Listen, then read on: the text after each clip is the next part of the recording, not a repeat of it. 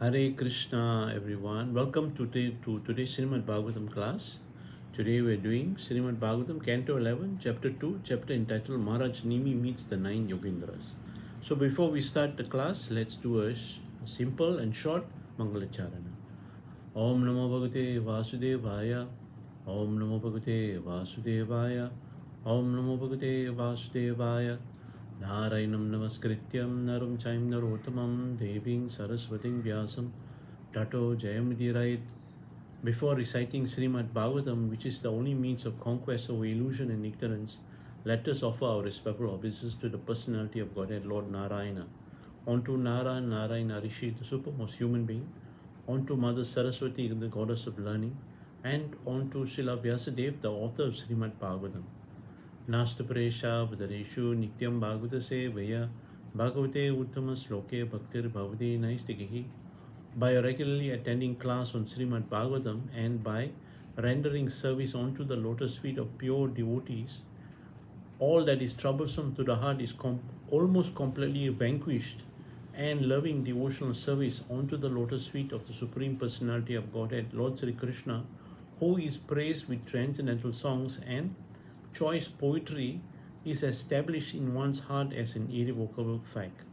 Om Agyana Timirandasya Gyana Gyana Salakaya Chaksuramritanyana Tasmai Sri Guruve Namaha. I was born in the darkness of ignorance, and my spiritual master illuminated my heart with the torch of transcendental knowledge. I offer my respectful obeisance unto him. Nama Om Vishwamudaya Krishna Prasthaya Bhutare Srimate Japataka Swami Itinam Nama Acharya Padaya Nitai Kripavidani Gora Kadam Dai Nirgram Tani Jai Sri Krishna Chaitanya Prabhu Nityananda Sri Advaita Gadadhar Sri Vansadi Gaura Bhakta Vrinda. Hare Krishna Krishna Krishna Hare Hare Hare Rama Rama Rama Hare Hare. Hare Krishna, everyone. So before we start giving the class today, I'd like to talk a little bit about what we're going to talk about for the near future about this Srimad Bhagavatam. So this is Srimad Bhagavatam, Canto 11, Chapter 2. From Chapter 2 to Chapter 6 are the conversations between Maharaj Nimi and the 9 Yogendras.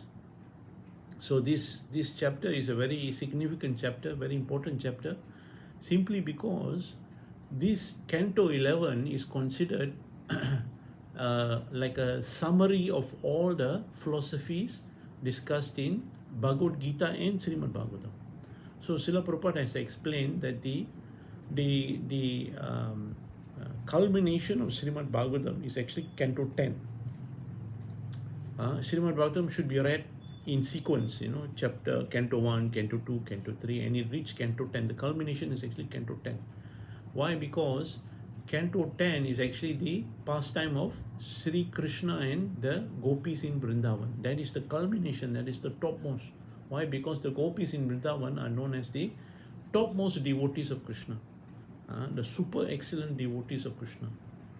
So that is the culmination of Srimad Bhagavatam. So Canto 11 is like the summary of all that is discussed in terms of philosophy. What is the philosophy? What has been discussed in Bhagavad Gita and Srimad Bhagavatam that is preceding it, from Canto 1 to Canto 10.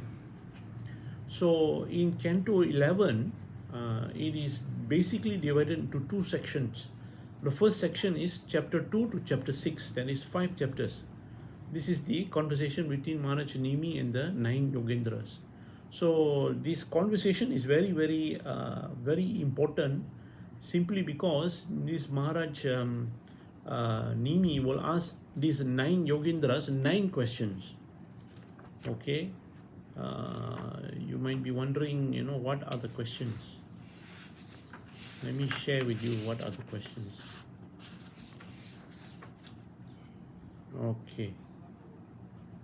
Okay, this is the first question. Today we're going to discuss the answer to the first question, which is, what is the highest good? What is the greatest good that a person can perform in his lifetime? What is the highest good? Okay, And the second question is, what are the religious principles, dharma, nature, proclivity, behavior, speech, and outward symptom of a Bhagavata, a Vaishnava devotee of the Lord? This is the second question. Hopefully, we'll do this next week. Then the third question is, what is the external energy of Vishnu, the Supreme Lord? What is his external energy? For your information, the external energy of the Supreme Lord is manifested all around us. It is this whole material world. Question number 4, how can one becomes disassociated from this Maya? Very important question. How can we become disassociated from this illusion? Maya means illusion. Question number 5, what is the true identity of Brahman? What is eternal? What is the true identity of Brahman? Number 6, what are the 3 types of karma? Namely, karma based on enjoyment of fruits of work, karma offered to the Supreme Lord, and nice karma. This is the topic on karma. Chapter 3 and chapter 5 of Bhagavad Gita. Chapter 7, question 7, what are the various pastimes of the various incarnation of God? This one's a bit interesting, a lot of stories here. Question number 8, what is the aim or destination of one who is against the Supreme Lord and devoid of bhakti? In other words, a non-devotee. Very, very interesting question. Question number 9, what are the respective colors, forms, and names of the 4 Yuga avatars and the 4 incarnations of the Supreme Lord who appear in the 4 ages, and what is the process of worshipping each of them? So these are the 9 questions asked by Maharaj Nimi, and he will be asking this question to the 9 Yogendras. So who are these 9 Yogendras, So it is described here that this Maharaj Nimi, being a very great devotee of Supreme Lord Sri Krishna, when he saw the 9 Yogendras, when they appeared on the scene, nine brothers actually, 9 brothers, 9 Yogendras, he could see that these Yogendras, these yogis, they were effulgent like the sun. They were so effulgent. So from their effulgence, you can tell, these are very pure devotees, very, very, very unusual, very unusual. So the little bit of background story to these 9 Yogendras. These 9 Yogendras actually, they are all the sons of Maharaj Rishabhadev. If you want to know more about the Maharaj Rishabhadev, you can read Canto 5. There's a whole story about them. Lord Rishabhadev is actually the incarnation of Lord Vishnu. Okay, this King Rishabhadev, he came and he did many pastimes. He did a lot of things he had, but one of the most interesting thing he did was he had 100 sons. Okay, his eldest son is named Bharat Maharaj. This Bharat Maharaj is the same Bharat Maharaj that is in Canto 5, whereby this Bharat Maharaj, he went to the forest to meditate upon the Supreme Lord, and what happened was he befriended a baby deer. So when he left his body, he was thinking only of the deer. So his next life, he became a deer. Okay, but having a body of a deer, he could still remember his past life. He could know that, my past life, I made a mistake. Instead of meditating upon the Supreme Lord, I meditated upon this baby deer. So therefore, this life I'm having a body of a deer. So in the body of a deer, he very intelligently, he spent his whole life as a deer in an ashrama where Brahmanas constantly perform Vedic sacrifices every single day. So that's how he spent his whole life as a deer. He just listened to all the prayers recited by these pure Brahmana devotees while performing fire yajnas. And simply by listening, his next life, he was born again as a human being. But this time he was born as Jat Bharat. Okay. So the pastime of Jat Bharat goes on, if I'm not mistaken, for nine chapters. 9 chapters. Very, very important pastime there. And a lot of wonderful lessons are learned there. So this Bharat Maharaj is the same Bharat Maharaj whereby this whole planet Earth is named after. In Sanskrit, this planet Earth is named Bharata Bhumi. So it's named after this Bharat Maharaj. And the continent of India is known as Bharata Varsha. Is also named after this Bharat Maharaj. Okay, so this Bharat Maharaj had 99 brothers. Okay, 99 brothers. He was the eldest, and he was a very, very highly elevated devotee. And his pastime is all in Canto 5. If you want to read, you can read. There is very nice. And he had let me see. He had 9 brothers who were Kshatriyas. And these 9 brothers are the kings of the Varshas. On this our universe, it is divided into 9 oceans, and each of his brother are kings of each ocean. Okay, there's an ocean of salt, there's an ocean of milk, there's an ocean of sugarcane water, there's ocean of liquor, there's ocean of yogurt, there's ocean like this. It goes on 9 oceans. That is also in Canto 5, very nicely explained. And the another 9 brothers of Maharaj Bharat is these 9 Yogendras. They are very highly elevated Vaishnava devotees of the Lord, very, very pure devotees. They were so pure that they could travel anywhere in the universe. So what happened was, one day they came into the court of this Maharaj Nimi, and this conversation took place. And the balance of Maharaj Bharat's brother, 81 brothers, the rest of them, they were all Brahmanas. They were all Brahmanas, and they performed Vedic sacrifices, Karma Kanda Vedic sacrifices. So this is the family from which the 9 Yogendras are from. So the most illustrious children of Maharaj Rishabhadev are these 9 Yogendras plus Maharaj Bharat. So all 10 of them, 10 sons out of 100, they were highly elevated pure devotees. They were so pure devotees that these 9 Yogendras, they travel all around the world, all around the universe actually, simply for the purpose of disseminating the knowledge of Bhakti Yoga. So this Maharaj Nimi, he first asked these 9 Yogendras the question about what is the greatest good. Kindly tell me what the supreme good is. After all, even half a moment's association with pure devotees within the world of birth and death is a priceless treasure for any man. This is the question that Maharaj Nimi asked. Okay, then he went on to explain, please speak about how each one engages in devotional service of the Supreme Lord, if you consider me capable of properly hearing these topics. When a living entity offers loving service to the Supreme Lord, the Lord is immediately satisfied, and in return, he will give even his own self to the surrendered soul. So Maharaj Nimi, he has already some background as to the glories of devotional service. So in reply, the first brother of these 9 Yogendras, his name is Kavir, Kavir, Kavir. So he answered this question. So this is the verse that we are going to do today, text 33, from 33 to 43 or 44 is the answer.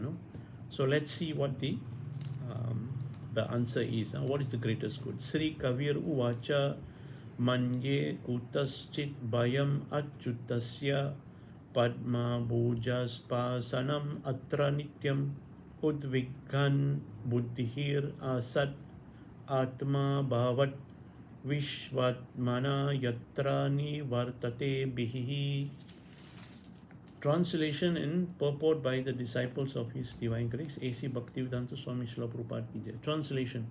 Sri Kaviri said, I consider that one whose intelligence is constantly disturbed by his false identifying himself with the temporary material world can achieve real freedom from fear only by worshipping the lotus feet of the infallible Supreme Lord. In such devotional service, all fear ceases entirely. Purport. In the opinion of Srila Sridhar Swami, the word Asat Atma Bhavat, in this word indicates that the living entity is constantly disturbed by fear because he identifies his eternal self with the temporary material body and its paraphernalia. Similarly, Srila Vishwanath Chakravarti Thakur has stated, Bhakti pratikul deha gedhadvis asaktim.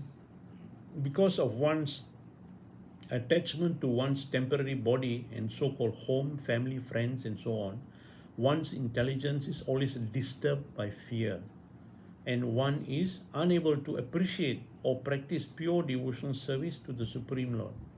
So-called religious activities executed in the bodily concept of life are always accompanied by fear and anxiety about the ultimate result. But pure devotional service to the Supreme Personality of Godhead frees one from fear and anxiety because it is executed on the platform of Vaikuntha, or the spiritual plane, where there is no fear or anxiety. According to Srila Jiva Goswami, the process of Bhakti Yoga is so powerful that even in the stage of sadhana bhakti, in which one is practicing devotional service through rules and regulation, the neophyte can have a direct experience of fearlessness by the mercy of the Lord. As one's devotional service becomes mature, the Lord reveals himself to the devotee and all fears is totally vanquished forever. Wow, very nice. Every living entity has a natural propensity to serve God, but because of false identification with the temporary body, one loses touch with his pure constitutional propensity and instead inauspiciously becomes attached to temporary sense gratification in the form of body, home, family, and so on. The result of such false attachment is continued distress, which can be eradicated only by devotional service to the Supreme Lord. In this connection, Srila Bhaktisiddhanta Saraswati Thakur has quoted the following verse from Bhagavatam, Canto 3, Chapter 9, Text 6. Tavat bhayam dravina teha srohut nimitam shoka sprahat paribhavo vipulascha lobham tava mamiti asat avar ragaha artimulam yavanna te Nigrim abhayam pragnita lokam. O my Lord, the people of the world are embarrassed by all material anxieties. They are always afraid. They always try to protect wealth, body, and friends. They are filled with lamentation and unlawful desire and paraphernalia, and they are avariciously based their undertaking on the perishable concept of I and mine. As long as they do not take shelter of your safe lotus feet, they are full of such anxieties. So very nice here. Kavir, he began, this eldest brother to the 9 Yogendras, he began by explaining that this material world, by nature, is just full of fear. Everything is governed by fear. I think we all know this very well right now. We're going through a pandemic. Pandemic is probably the worst possible fear that we can think of right now, and every single one of us now right now we're going through what is known as a pandemic fatigue. We have become tired of this pandemic. Despite being in so much danger, people are just couldn't be bothered about these restrictions that is placed upon us. So Kavir, he explains that this life is full of fear. Especially for those who are too much attached to body and everything related to the body, like family, house, money, business, children, this, that, everything. And he says here that one can achieve real freedom from this fear only by worshipping the lotus feet of the infallible Supreme Lord. Why? He says here, what he says here is actually performing loving devotional service. Why? Because this act of performing loving devotional service onto the lotus feet of the Supreme Lord is actually activities that is performed in the mode of Vaikuntha. Vaikuntha means here is referring not only to a place, that is the spiritual world, the eternal spiritual world. It also refers to the mode in which it is performed. It is performed without any fear whatsoever. Kunta means fear. Vaikunta means no fear. So if you have any connection with the Supreme Lord Sri Krishna or any of his incarnation, immediately one's fear becomes lessened. And he goes on to explain here that anybody who is at the stage of sadhana bhakti, all of us actually we are performing sadhana bhakti. We are performing devotional service by following rules and regulation. This is the beginning stage of spiritual life. Just like anybody joining a new company, starting a new work, he has to follow the rules and regulation that the new way or place of work has established. He doesn't like, whatever it is, he just got to follow. So similarly, those who come to spiritual life, beginning stage of spiritual life, they follow rules and regulations. So these rules and regulation that we know of is like following the four regulative principles. No meat eating, no intoxication, no gambling, and no illicit sex. And then we accept a spiritual authority, a spiritual master, either a Diksha Guru or Siksha Guru. So this either one of these guru will instruct us. We should follow these four regulative principles. We should chant our 16 rounds. We should read Bhagavad Gita and Srimad Bhagavatam regularly by associating ourselves with devotees who are like-minded, who engage themselves wholeheartedly in devotional service. And simply by doing this, one's consciousness becomes purified and we begin to see ourselves as who we really are. We don't see ourselves as the temporary material body which is full of fear, constantly full of fear. Things are changing all the time. Nothing is permanent. But we see ourselves as this eternal spirit soul. We are eternally related to the Supreme Personality of Godhead. That is what is being explained here. Very nice. So let's move on. Text 34. Even ignorant living entities can very easily come to know the Supreme Lord if they adopt these means prescribed by the Supreme Lord himself. The process recommended by the Lord is to be known as Bhagavata Dharma or devotional service to the Supreme Personality of Godhead. So even more is being discussed here. Let me see the purport. What is meaning? When they hear the eternal auspicious topic, understanding the eternal identity as spirit soul, a pure devotee experience this way. His very being is tied by the rope of loving devotional service.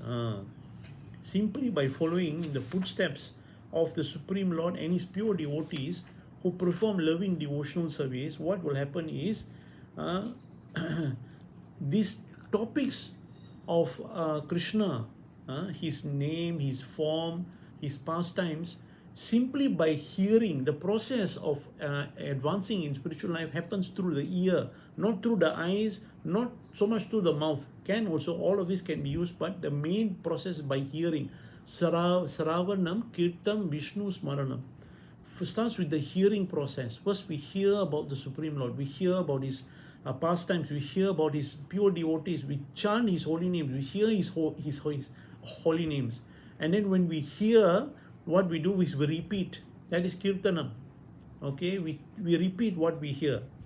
Okay, when we hear our spiritual master chant the Hare Krishna Maha Mantra, Hare Krishna, Krishna Krishna, Hare Hare, Hare Rama, Rama Rama, Hare Hare. We repeat through our mouth, Hare Krishna, Krishna Krishna, Hare Hare, Hare Rama, Rama Rama, Hare Hare. Simply by doing that, what happens is our consciousness becomes purified, especially our mind. Our mind becomes purified. When our mind becomes purified, what happens is the thought of the Supreme Lord becomes very, very natural. Immediately you will start to think of the Supreme Lord. You think about his beautiful form, the three bending Krishna form. Krishna with the peacock feather, with the flute, Venum, Kavantam, Aravindam, Dalaya Taksham, Bharhavatam, Asitam, Budam, Sundarangam, Kandara Pakoti, Kamaniya, Vishesha Shobham, Govindam Adi Purusham Tamaham Bhajami. We see the beautiful form of the Supreme Lord Sri Krishna. And if you like, you can also meditate on any other form of Krishna, like Lord Vishnu, Lord Narayana, or even Chaitanya Mahaprabhu, or Lord Narasimhadev, or Lord Varahadev, or Lord Vamanadev. Any form that you like, all of them are very, very spiritually potent. So when this happens, when the mind is engaged, And also it is explained by Srila Rupa Goswami, by chanting his name, by eating remnants of prasadam that is offered to the Supreme Lord, what happens is we begin to know who Krishna really is, and we begin to know what our relationship with him is. And he says here, a pure devotee experiences that his very being is tied by a rope of loving devotion to the ultimate shelter himself in one of his direct personal expansion.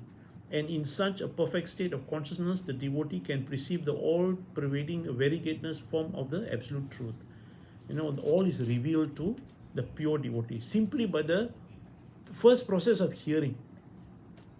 So let's move on. Text 35. O King, one who accepts this process of devotional service to the Supreme Personality of Godhead will never blunder on his path in this world. Even while running with eyes closed, he will never trip or fall. Wow, look at that. This is an analogy given here by Kavi. He says there that anybody who takes to the process of loving devotional service onto the Supreme Personality of Godhead will never blunder. Nothing will go wrong in his life. Nothing will be a mess in his life. Nothing will blunder in his world. And he says, he goes on further to say that imagine if you are running with your eyes closed, you are running on the road, you can't see where you're going, you're just running, and he says you will never trip or fall. This is the analogy given here. So what does he mean here when he says you never trip or fall?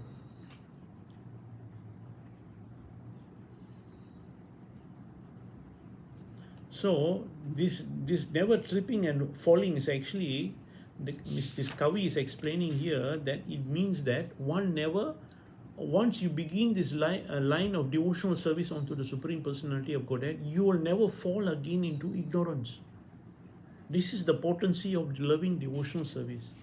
And it says here that Krishna is so merciful that that while performing loving devotional service, the person performing loving devotional service onto the Supreme Lord can offer anything to the Supreme Lord. In fact, in Bhagavad Gita, there's a very nice verse in chapter 9. It says, Patram Pushpam Palam Toyam Yo Me Bhaktya Prachati. One can offer the Supreme Lord a leaf, a flower, a fruit, or some water. These things are available anywhere around the world. Not all of them, even just one of them. Why the Supreme Lord speaks about this leaf, flower, fruit, or water is because it's not that the Supreme Lord wants leaf, flower, fruit, or water. No. What he wants is, he wants us to offer these things in loving devotion. What he wants is us to offer in loving devotion. He accepts that loving devotion. Whatever the thing you offer becomes transcendental simply because you are connecting that thing yourself to the Supreme Lord. That thing becomes spiritual. That from just a fruit or water or a flower or a leaf here is referring to Tulsi. When you offer to Krishna, instead of being a material thing, it automatically becomes transcendental. It becomes prasadam. And then once we offer, it becomes prasadam. We can take that thing, Krishna will return it back to us, and we can consume it, and it will purify our senses, our mind, our senses, our eyes, our nose. Everything will be purified. Krishna will accept everything very kindly. He will accept. My dear Lord, although I am most sinful and unqualified, and for so long have been trying to forget you, now I am taking shelter at your lotus feet. For this day on I am yours. Whatever I pass, my body is mine, word, family, riches, I am now offering at your lotus feet. Please do with me as you like. The Supreme Lord Krishna has repeatedly given assurance in Bhagavad Gita that he will protect and redeem such a surrendered living entity, bringing him back home, back to Godhead, for eternal life in the Lord's own kingdom. So this is the promise that Krishna is making in Srimad Bhagavatam, Canto 10, Chapter 2, Text 32. And then he goes on to explain here that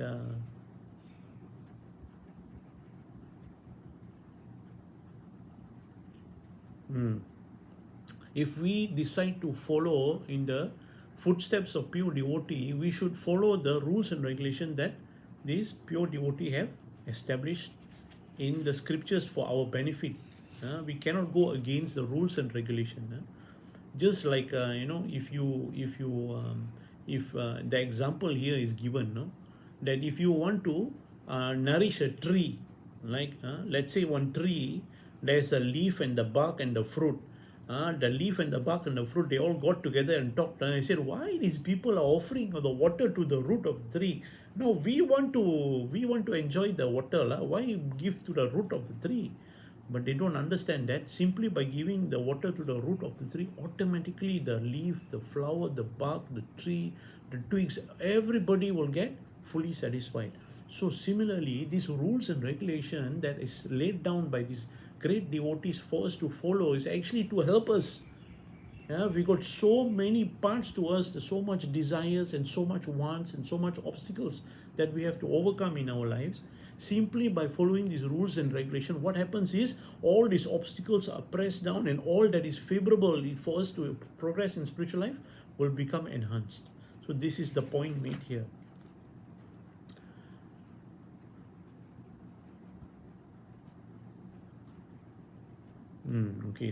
So let's go to the next text. Text 36. In accordance with the particular nature one has acquired in conditioned life, whatever one does with body, words, mind, senses, intelligence, or purified consciousness, one should offer to the supreme, thinking, this is for the pleasure of Lord Narayana.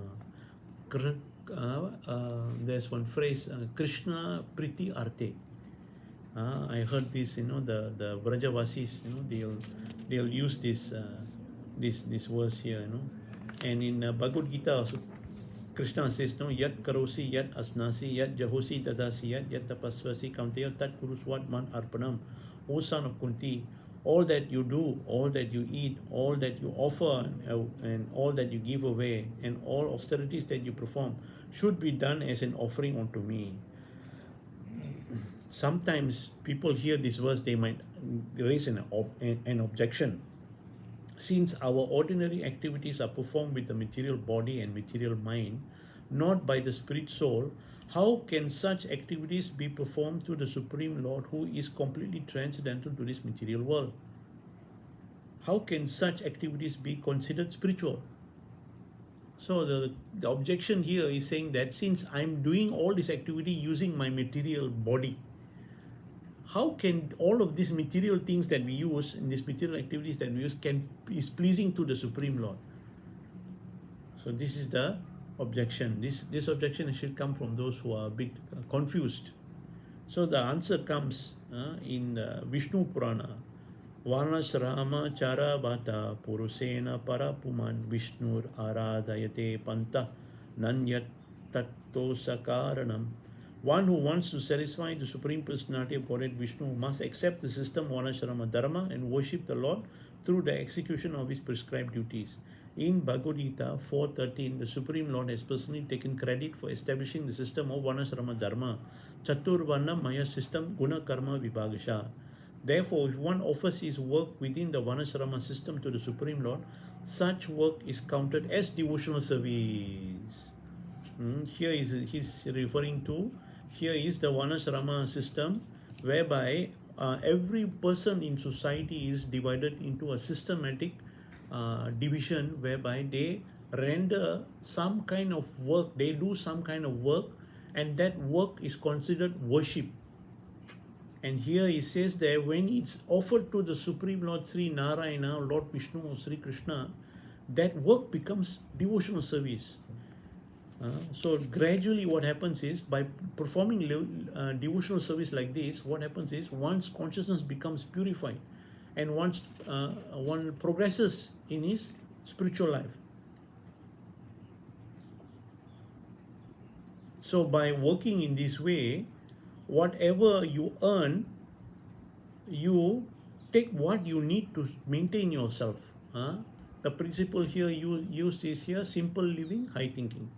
Simple living here means you only take what you need to survive. And what do we need to survive in this material world? We need enough food to eat, we need clothes on our body, and we need a roof over our head to have good sleep at night. That's all, these three things only. We don't need computer, we don't need iPhone, we don't need smartphone, we don't need internet, we don't need TV. All this is not necessary actually.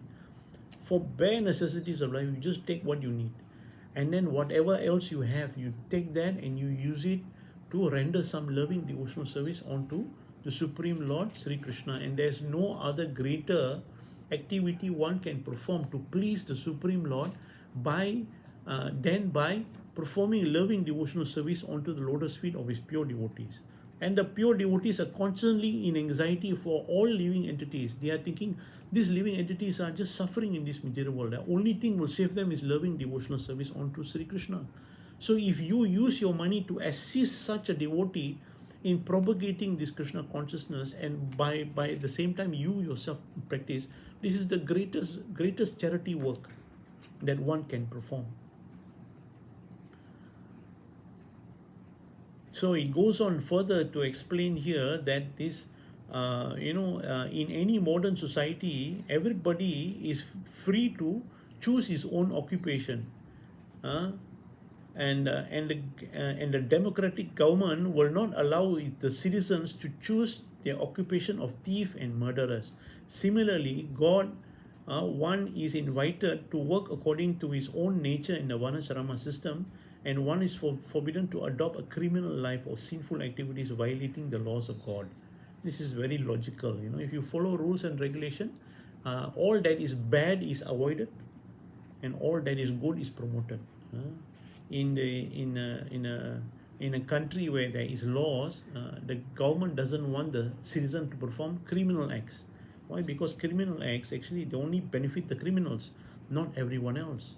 So similarly, Krishna here wants us to follow in the footsteps of his pure devotees, because the pure devotees have figured out a system whereby not only the practitioner benefits from performing devotional service, all those around them also can benefit, especially those who are related to the one performing devotional service.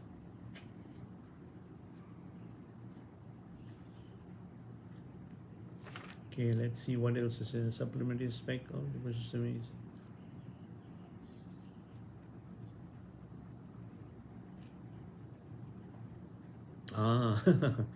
So this one is very, very detailed. Here it explains here that sometimes even this in Varnashrama Dharma, one identifies himself either as a Brahmana, Kshatriya, Vaishya, Sudra, or a Brahmachari, Grihastha, Vanaprastha, or Sannyasa. This division of society is not a goal in itself. It is only a tool, a tool to help you to progress in your spiritual life. Whereby it says here that even this designation of Brahmana, Kshatriya, Vaishya, Sudra, or Brahmachari, or Grihastha, Vanaprastha, or Sannyasa, this designation can be offered to the Supreme Lord as an offering, because you must give that up also eventually. It will come a time. Okay, let's move on. Text 37.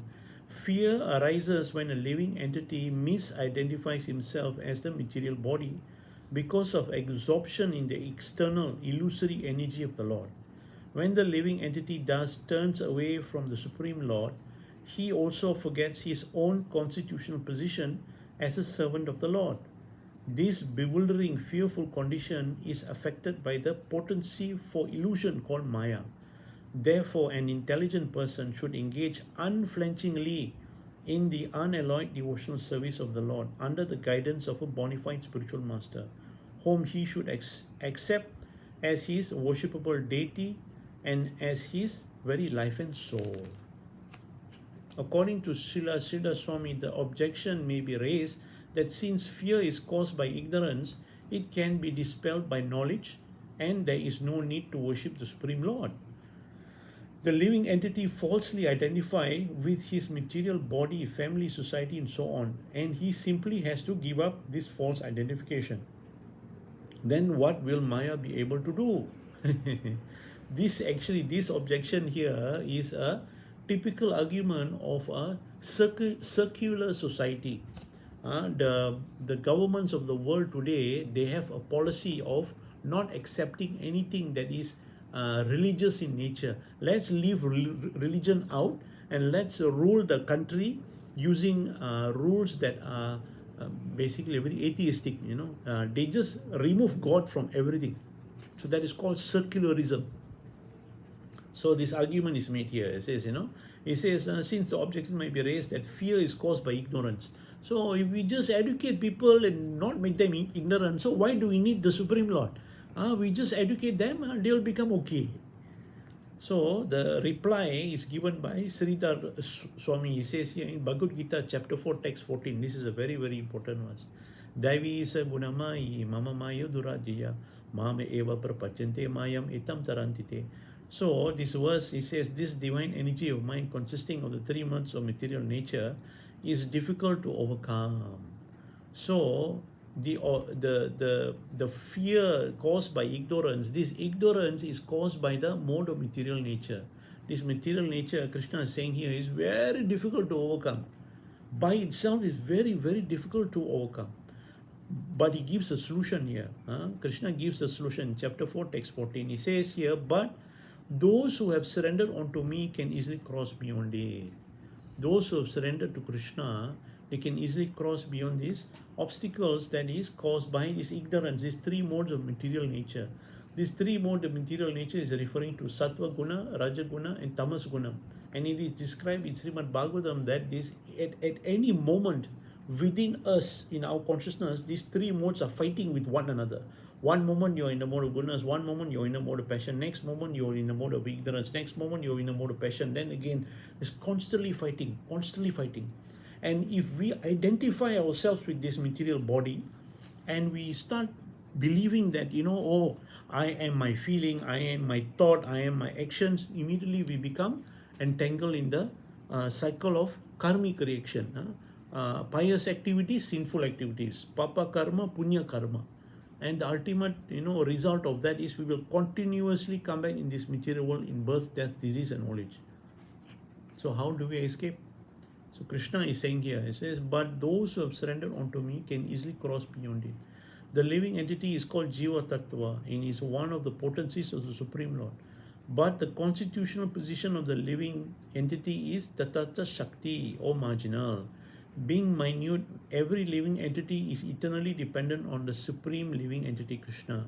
This is confirmed in Vedic literatures as follows: Nitya Nityanam Chaitana Chaitananam Bahunam Yo Vidadati Kaman. What that means?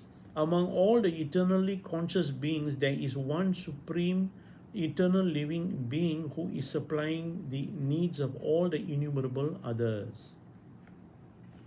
So Krishna, he says here that, the needs of all the living entity is supplied through this three mode of material nature. And those who are intelligent, what they will do is, they will take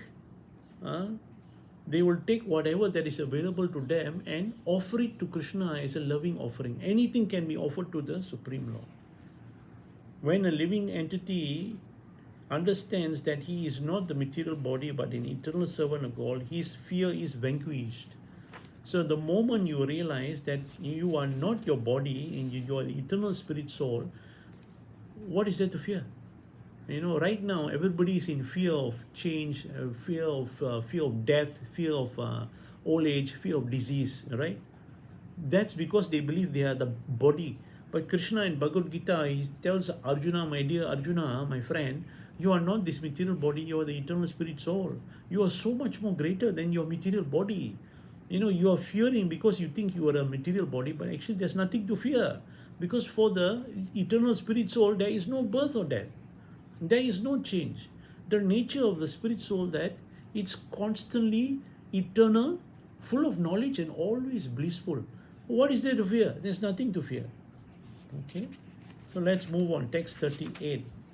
Although the dualities of the material world does not ultimately exist, the conditioned soul experiences it as a real under the influence of his own conditioned intelligence. Right?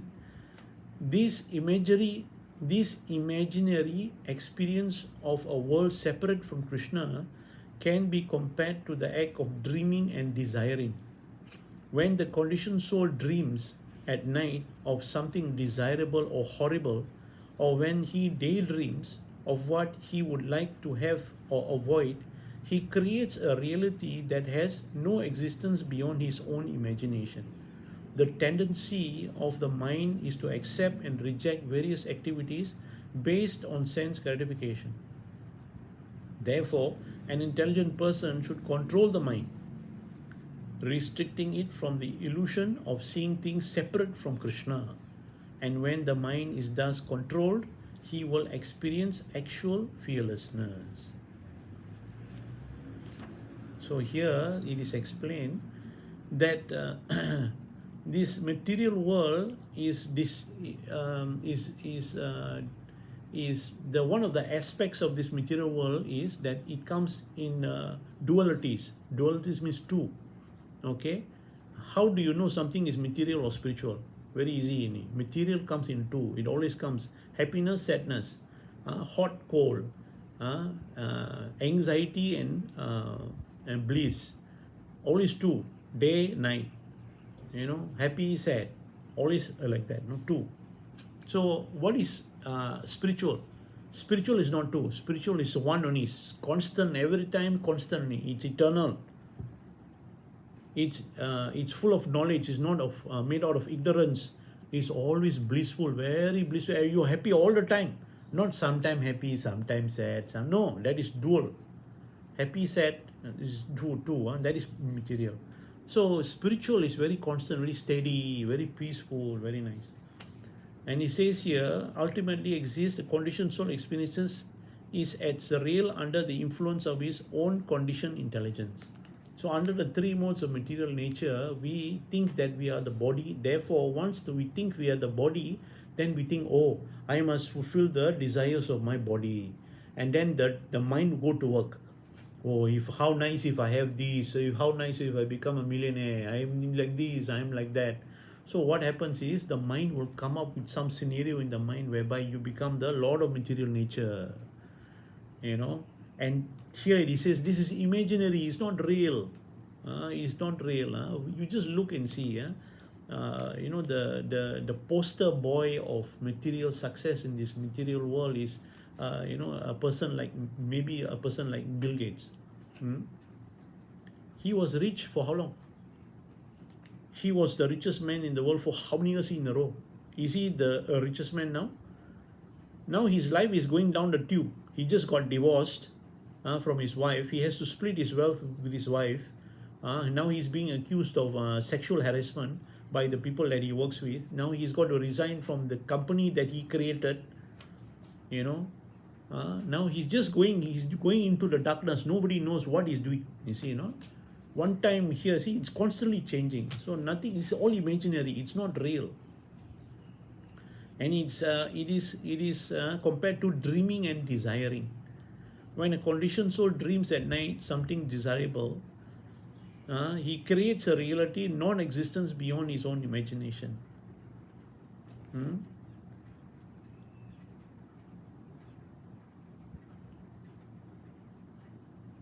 Therefore, an intelligent person should control his mind. So there's a common misconception that I've come across very regularly. People think that, oh, let me purify myself. Let me purify myself, then I will perform devotional service. Let me control my mind by myself. No, that is the wrong way of thinking. The very fact that you get entangled in this material world is because you think you can do everything on your own. This is the biggest lie we tell ourselves. Sometimes we tell ourselves that oh, let me be pure, then I perform devotional service. No, it doesn't work like that. In fact, this verse here says that to purify yourself, to prepare yourself for devotional service, you have to perform devotional service. So therefore, the method here is described by Srila Rupa Goswami Bhakti Rasamrita Sindhu. It's a very, very important verse. Anya vilasita sunyam jnana karma anarvitam anakulena krishnanu silana bhakti rotamam. So Srila Rupa Goswami explains here that first of all, you must give up the idea that you are the enjoyer. Just give up this idea that you are the enjoyer. Why? Because this idea that you are the enjoyer is the very basis of false ego. The very basis of all sin starts with the idea that I am the enjoyer. So he says here, first of all, you give this idea up. Anya vilasita sunyam jnana. Don't speculate. Jnanam here means speculate about being the the Supreme Lord, trying to make the Lord lesser so that you can become more. That is called impersonalism. We are trying to make God not a person. I am a person, God is not a person. So therefore I'm better than God because I'm a person. That is not, you should give that is what it means here by Gyan. Karmadi anarvitam. Karmadi means to perform, give up the idea that you are the cause of the results of activities that you perform, fruitive activities. Anarvitam. Anakulina Krishna, no. You should accept all those activities that are favorable for Krishna's pleasure. Anakulina Krishna, no silana bhakti uttamam. Then that becomes the Uttama Bhakti, the topmost Bhakti. So this is the method in which one should perform loving devotional service. To purify yourself to be eligible to perform devotional service is by the method of performing devotional service. And the first step one should to adopt to perform devotional service is to first of all to accept a guru. The guru will instruct you. Chant your Hare Krishna mantra, chant at least 16 rounds, eat Krishna prasadam, associate with devotees, attend Srimad Bhagavatam class, come and attend, deity worship, If one seriously desires to vanquish the dualities of material illusion, one must adopt the process of chanting and hearing the glories of the Supreme Lord, what I just said. Control of the mind is a result of the living of a life of devotional service to the Lord. By the influence of fixed devotional service, and the accepting and rejecting mind can stop its thirst for sensory enjoyment apart from Krishna. By the influence of fixed devotional service, the accepting and rejecting, our mind likes to judge everything around us. We say anything that is good for us in terms of giving us pleasure, we say, oh, this is very good, I like this. Things that don't give us pleasure, we say, oh, this is very bad, I like to reject that. All this habit of accepting and rejecting is simply stopped by performing fixed devotional service. Fixed. And contradiction, pettiness, or lack of ecstasy will all stop simply by performing devotional service. If one desires,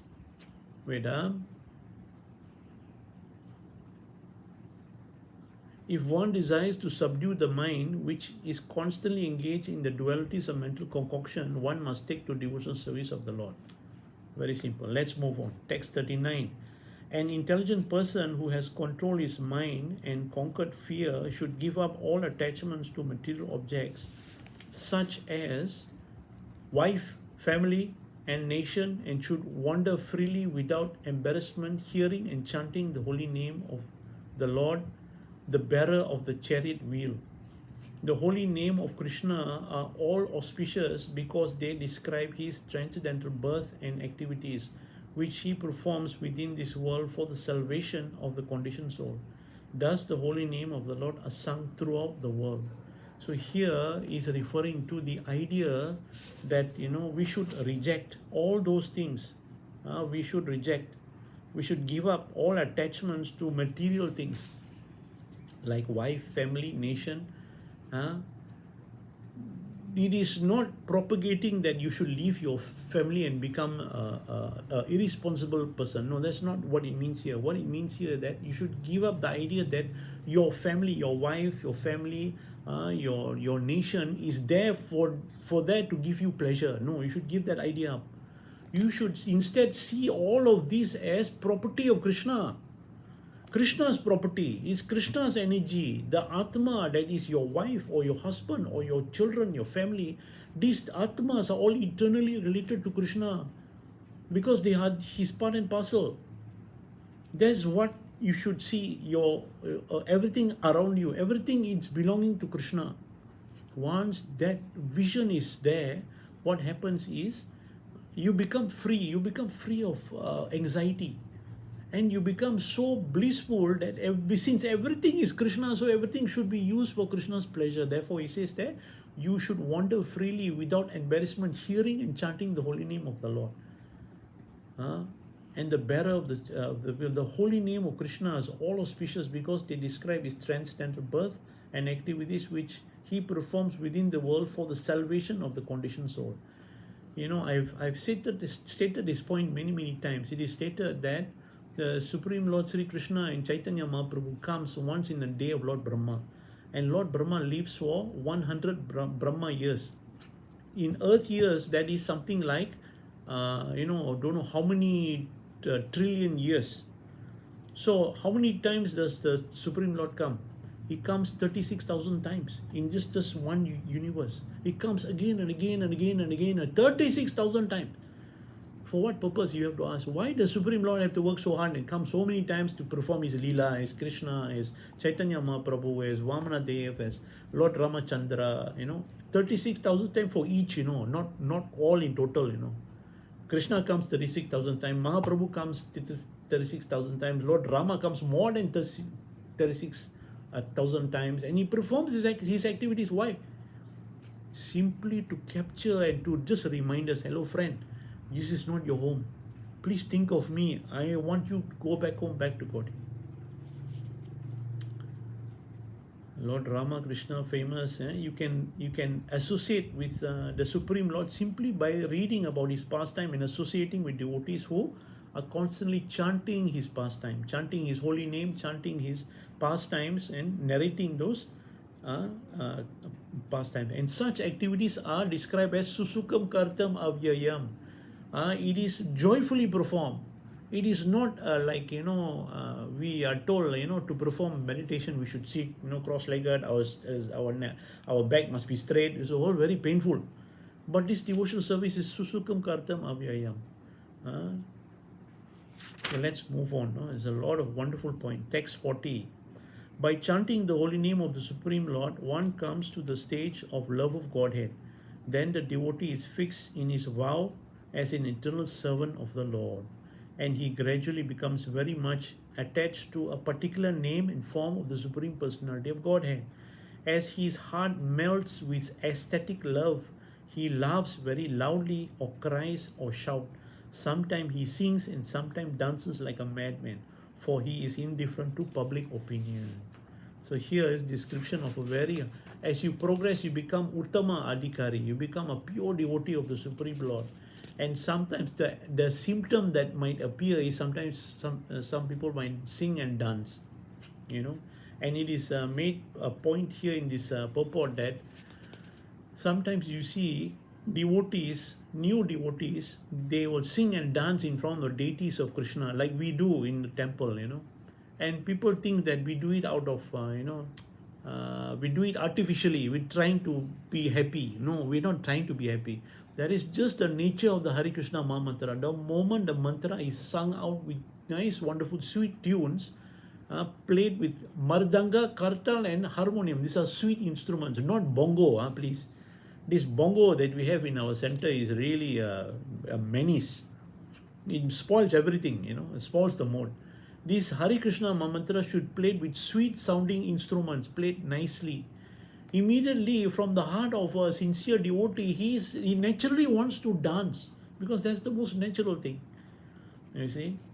So let's move on. Text 41. A devotee should not see anything as being separate from the Supreme Personality of Godhead Krishna.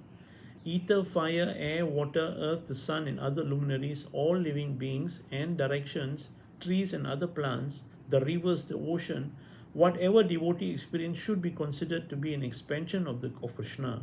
Thus, seeing everything that exists within creation as the body of the Supreme Lord, Hari, the devotee should offer his sincere respects to the entire expansion of Lord's body. Everything is seen in relation to Krishna. Let's move on. Text 42. Devotion, direct experience of the Supreme Lord, and detachment from other things. These three occur simultaneously for one who has taken shelter of the Supreme Personality of Godhead. In the same way that pleasure, nourishment, and relief from hunger comes simultaneously and increasingly with each bite for a person engaged in eating. When you are hungry, simply by eating, what happens is three things happen automatically. What is that? One, immediately when you eat, you feel pleasure, number one. Number two, you feel nourishment. Your body feels energized, you get energy back. And number three, your hunger is gone, is a relief. Similarly, when you perform devotional service, what happens is devotion, direct experience of the Supreme Lord, and detachment from other things. These three things happen automatically. The moment you start chanting Hare Krishna Mahamantra, the moment you take to reading of Srimad Bhagavatam, devotion from your heart automatically comes. That is the natural tendency of performing devotional service. Not only that, you also experience the Supreme Lord. You read about him, you chant his holy name. What happens is he will dance on your tongue whenever you chant his holy name. You experience the Supreme Lord. He will dance on your tongue becomes purified, your intelligence, your ears, your mind, everything becomes purified, and your mind becomes focused on knowing where is Krishna. Text 43. My dear king, the devotees who worship the lotus feet of the infallible personality of Godhead with constant endeavor thus achieve unflinching devotion, detachment, and experience knowledge of the personality of Godhead. In this way, the successful devotee of the Lord achieves supreme spiritual peace. Without peace, there is no happiness. So this is the answer from this Yogendra Kavi. Kavi Yogendra, about what is the greatest good for human society. The next question he will ask is, the King Maharaj Nimi will ask is, now please tell me the great detail about the devotees of the Supreme Lord. What are the natural symptoms by which I can distinguish between the most advanced devotees, those on the middle level, and those who are neophyte? What are the typical religious activities of a Vaishnava, and how does he speak? Specifically, please describe those symptoms and characteristics by which a Vaishnava becomes dear to the Supreme Personality of Godhead. That is the next question. That we will do next week. Hare Krishna. Thank you very much.